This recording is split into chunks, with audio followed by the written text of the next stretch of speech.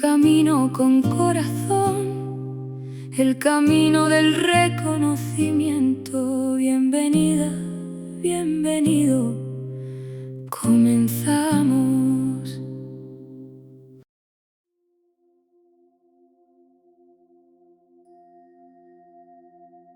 ¿Y si te dijera que una de las obras más importantes del Tantra no dual de Cachemira no fue escrita por ningún ser humano? ¿Y si te dijera que, según la tradición, sus enseñanzas aparecieron grabadas misteriosamente sobre una roca en una montaña de Cachemira? Hoy vamos a adentrarnos en la fascinante historia de los Siva Sutras, uno de los textos fundamentales del saivismo de Cachemira, y también en la vida de su descubridor, el sabio Vasugupta. Su descubridor, vamos a dejarlo así. Antes de estudiar sus aforismos, merece la pena conocer la historia que dio origen a esta tradición espiritual que ha llegado hasta nosotros desde hace más de 1000 años. Entonces, imagínate, nos encontramos en Cachemira, al norte de la India, una región rodeada de montañas, lagos y bosques, que durante siglos fue uno de los centros más importantes de filosofía, arte y espiritualidad de toda Asia. Es el siglo IX de nuestra era. La India vive un momento de extraordinaria riqueza intelectual. Las escuelas budistas, vedánticas y tántricas dialogan, debaten y desarrollan nuevas formas de comprender la conciencia. Y es precisamente en este contexto donde aparece una figura enigmática, Vasugupta. No sabemos demasiadas cosas de su vida. Los datos históricos son escasos. Lo que conocemos procede principalmente de la tradición oral y de los textos posteriores de sus discípulos. Pero sí sabemos que fue un maestro extraordinario y que se convirtió en el punto de partida de toda una corriente filosófica o movimiento espiritual que más tarde recibiría el nombre de Sivaísmo de Cachemira o Saivismo de Cachemira. Y aquí comienza la leyenda. Cuenta la tradición que una noche Vasugupta tuvo un sueño, no un sueño ordinario. En él se le apareció el propio Shiva, la conciencia suprema, la realidad absoluta. Y Shiva le indicó que se dirigiera a una montaña cercana, Mahadeva. Al despertar, Vasugupta sintió que aquella visión era real. No podía ignorarla, así que emprendió el camino hacia el lugar señalado. Cuando llegó, encontró una gran roca. Según algunas versiones, la roca se giró por sí sola. Según otras, la superficie se abrió misteriosamente y allí aparecieron grabados unos aforismos sagrados, breves sentencias cargadas de significado. Los Siva Sutras, los sutras de Shiva. No eran largas explicaciones filosóficas, no eran tratados complejos. Eran fórmulas extremadamente condensadas destinadas a despertar directamente el reconocimiento de la verdadera naturaleza de la conciencia.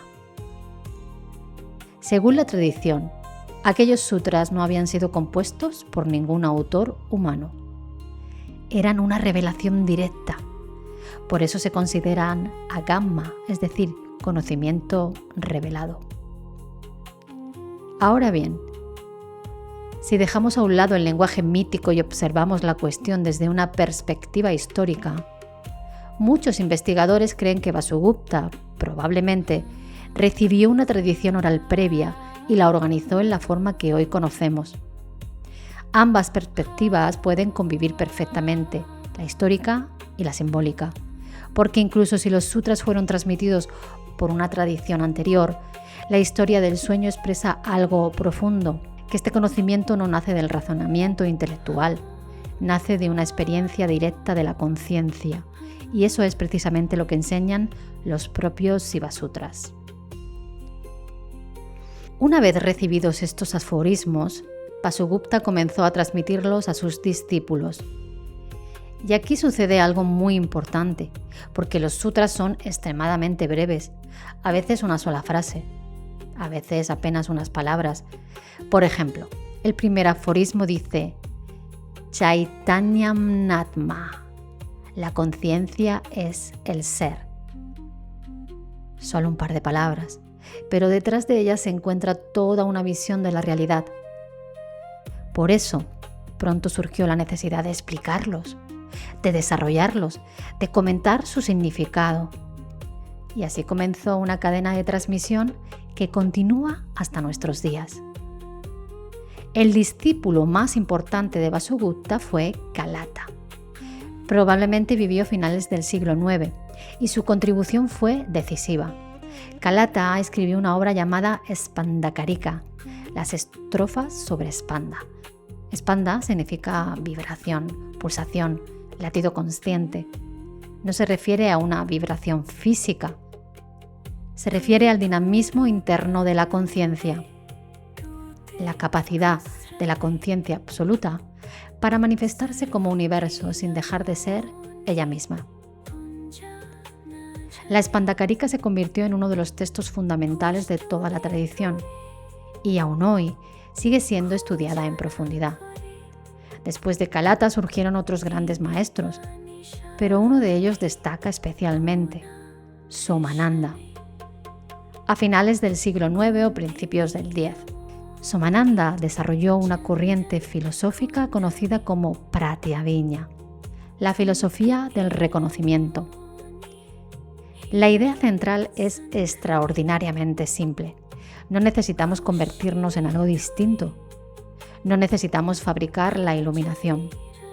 Solo necesitamos reconocer lo que ya somos, reconocer nuestra identidad con la conciencia universal. El discípulo de Somananda fue Utpaladeva, uno de los filósofos más brillantes de toda la India. Utpaladeva desarrolló estas enseñanzas con una profundidad impresionante.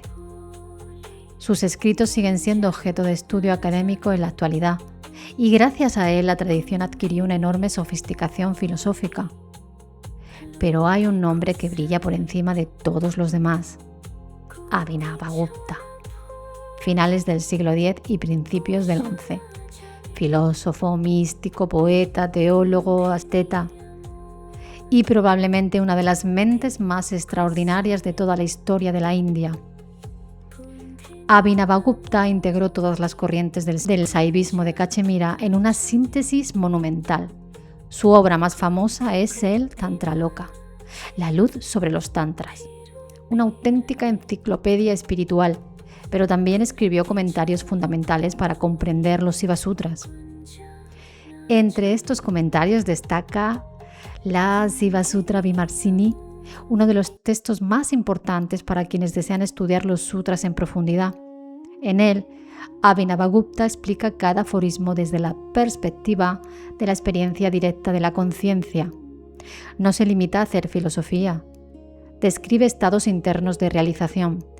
Describe cómo reconocer la naturaleza de Shiva en las experiencias cotidianas. Más tarde, uno de sus discípulos, Shemaraya, escribió otro comentario esencial, también llamado Siva Sutra Vimarsini, y además escribió el Spandanirnaya, un comentario magistral sobre la Spandakarika. Gracias a Shemaraya, muchas de estas enseñanzas pudieron preservarse y llegar hasta nuestros días. De hecho, gran parte de lo que hoy conocemos del saivismo de Cachemira nos ha llegado gracias a la labor de este extraordinario discípulo. Si observamos la línea de transmisión completa, resulta impresionante. Shiva revela los sutras a Vasugupta. Vasugupta los transmite. Kalata desarrolla la doctrina de Spanda. Somananda formula la filosofía del reconocimiento. Upaladeva la profundiza. Abhinavagupta integra toda la tradición. Shemaraya la preserva y la explica. Y más de 1000 años después seguimos estudiando esas mismas enseñanzas. Un gran linaje. Quizás lo más fascinante de toda esta historia no sea ni la roca que apareció, si apareció realmente o si el sueño sucedió exactamente así, o si fue una leyenda o fue algo simbólico. Lo verdaderamente fascinante es que estos aforismos han seguido despertando comprensión durante más de un milenio. Han atravesado guerras, invasiones, cambios culturales y siglos de olvido. Y aún así, continúan hablando directamente al corazón de quienes buscan comprender quiénes son realmente. Tal vez por eso, los Shiva Sutras comienzan con una afirmación tan sencilla y tan revolucionaria. La conciencia es el ser. No dice que debamos alcanzar algo, ni convertirnos en algo diferente, o evadirnos, o disociarnos, o dejar nuestra vida. No, nos invita a reconocer aquello que ya está presente aquí y ahora, aquello que observa, aquello que escucha, en todo, aquello que ahora mismo es consciente de estas palabras. Y aquí comienza verdaderamente el viaje que Vasugupta inició hace tanto tiempo en las montañas de Cachemira.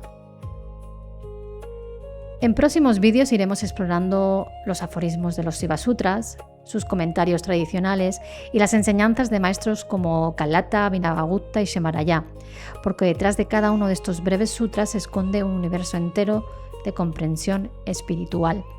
Bueno, espero que te haya acercado un poquito más a comprender de qué va realmente el Tantra no dual de Cachemira, el Saivismo de Cachemira, el Trika.